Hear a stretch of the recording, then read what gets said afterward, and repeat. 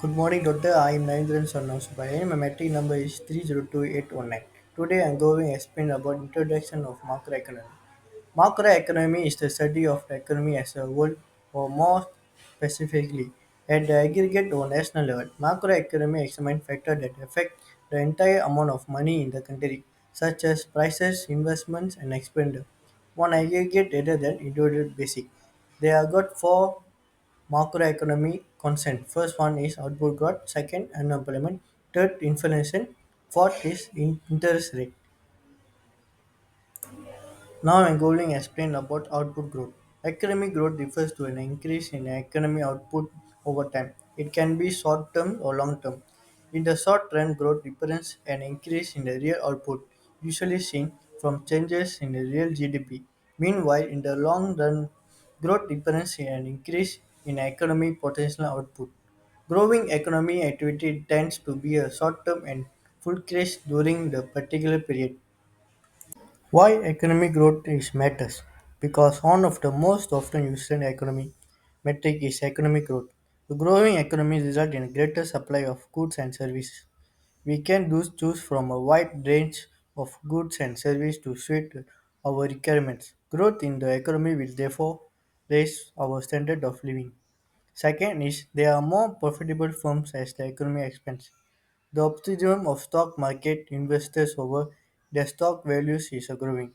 A rise in business confidence motivates companies to hire more people and generate more employment. As a result, the unemployment rate declines. Third is households are able to purchase more products and services because they are growing more confident about their unemployment and income level. Short-term vs long-term academic growth. Short-term. There are generally two purposes for short-term goals. First one is to take a small project. Second is to make measurable progress toward a long-term goal. Depending on the complexity of a long-term goal, it can take a series of short-term goals to pave the way for a long-term goal. Second term is a long term. Strategy objective for long term in shelter. As a result, they influence the organization general cost. Large objectives that are unachievable in less than a year are usually classified as a long-term goals. Both should anticipate that long-term objectives may take up 10 years to complete. To stay the course, long-term goals are require planning, setting milestones, monitoring, and completions. Now I'm going to explain about measuring economic growth. Gross domestic product (GDP), gross national product (GNP). GNP calculates the market worth of all citizen output of goods and services, whether they are produced domestically or internationally. GDP, on the other hand, calculates the market of value of goods and services produced domestically, regardless of who creates them, domestic and internationally manufactured. Nonetheless, based on the two figures, statistical office across several nations tend to employ GDP rather than GNP. Formula of measuring economic growth is to calculate the rate of economic growth. We are compared to a percentage change in real GDP from year to year or quarter to quarter, depending on the type of data reported by statistic agency. Everyone, my name is SYAHIRAH AMEERA Binti SALIM. My metric number is 288425. Welcome to this brief overview of unemployment in a concept economics. Let's dive in. Let's define the population categories. The population can be divided into the labor force and those not in the labor force. The labor force includes all individuals aged 16 and above who are either employed or actively seeking employment. Those not in the labor force includes retirees, students, homemakers, and discouraged workers. Discouraged workers are individuals who have stopped looking for a job because they believe no jobs are available for them. They are not counted in the labor force, which can affect unemployment statistics in the economy.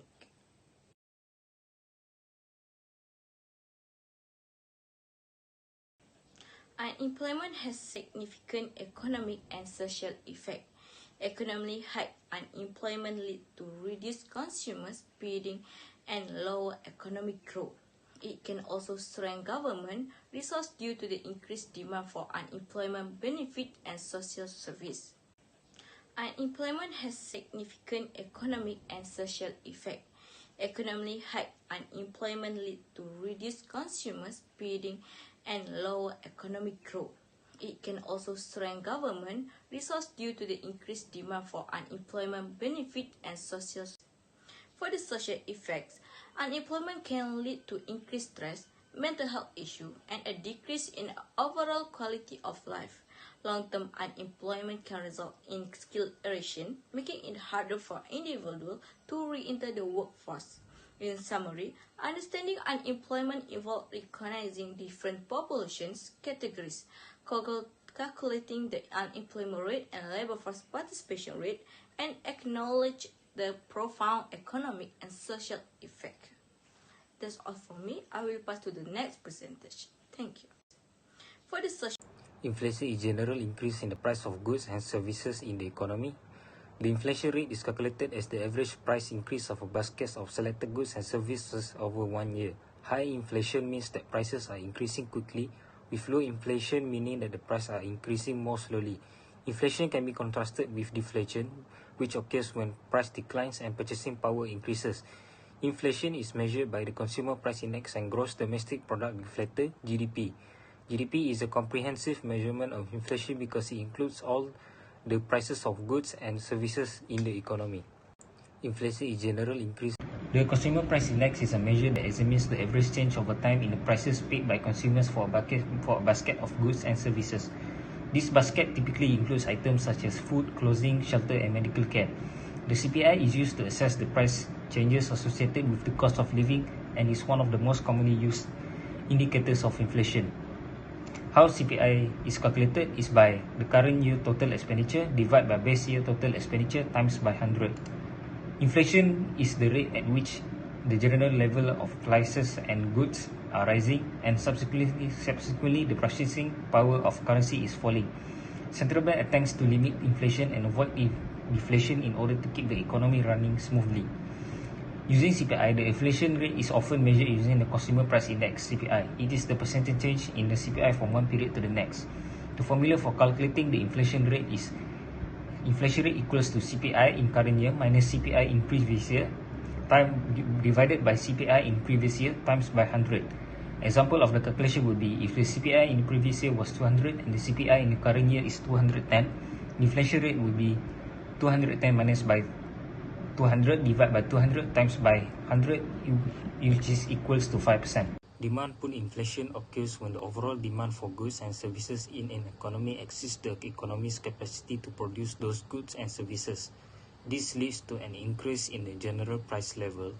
The main causes of demand pull inflation include increased consumer and government spending, monetary policy, and export demand. Demand pull inflation is driven by factors that increase aggregate demand in the economy faster than aggregate supply can keep up. Cost push inflation occurs when the overall price level rises due to increase in the cost of production. This type of inflation is typically driven by factors that increase the cost of inputs used in the production process. The main cause of push inflation include rising wages, increased price of raw materials, and increased tariff and taxes. Cost push inflation is associated with a decrease in the supply of goods and services because higher production costs can lead to a reduced production. Import inflation occurs when the prices of imported goods and services rises, leading to an increase in the overall price level within an economy. This type of inflation can be driven by several factors such as exchange rate depreciation, global price increases, supply chain disruption, and tariff and trade barrier. Import inflation can have significant effects on the economy, especially if it relies heavily on the import for essential goods and services.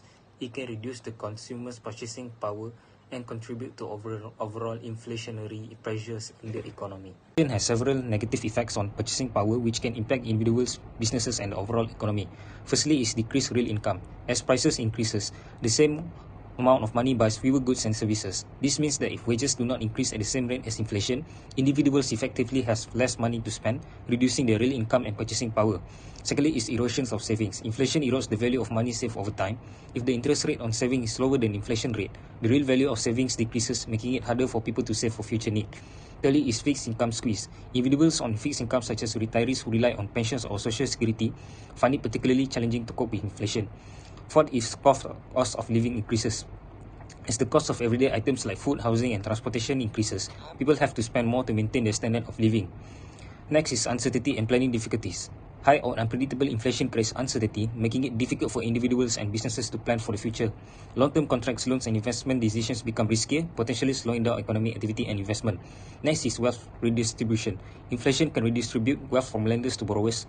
When inflation is higher than expected, borrowers repay loans with money that is worth less than what they originally borrowed, benefiting them at the expense of lenders. Overall, inflation reduces the purchasing power of money, affecting both individuals' and ability to afford goods and services and business ability to invest and grow. This can lead to lower economic well-being and growth if not managed properly. Raising taxes and reducing government spending are two fiscal policy tools that can help control inflation by reducing aggregate demand in the economy. By raising taxes, this will reduce disposable income and lower consumer spending as they reduce the expenditure on goods and services. By reducing government spending, this will cause direct demand reduction, which reduces overall demand in the economy. Secondly, it will lower public sector employment, which decrease overall employment and disposable income, further reducing consumer spending. The combined effect will reduce aggregate demand in the economy. Contractionary monetary policy controls inflation by reducing the money supply and increasing interest rates, which in turn reduces aggregate demand in the economy. By increasing interest rates, higher borrowing costs will increase, which then central bank raises interest rate. The cost of borrowing for consumers and business increases, which leads to reduction in loans and credit. The combined effect will lead to overall reduction in consumer spending with less demand for goods and services. There is less upward pressure on price. Ceiling price and minimum wages are two regulatory measures that can influence inflation. By setting a maximum price for essential goods, government can directly limit the extent to which prices for these items can rise. By setting minimum wage, this will increase purchasing power and increase overall demand for goods and services.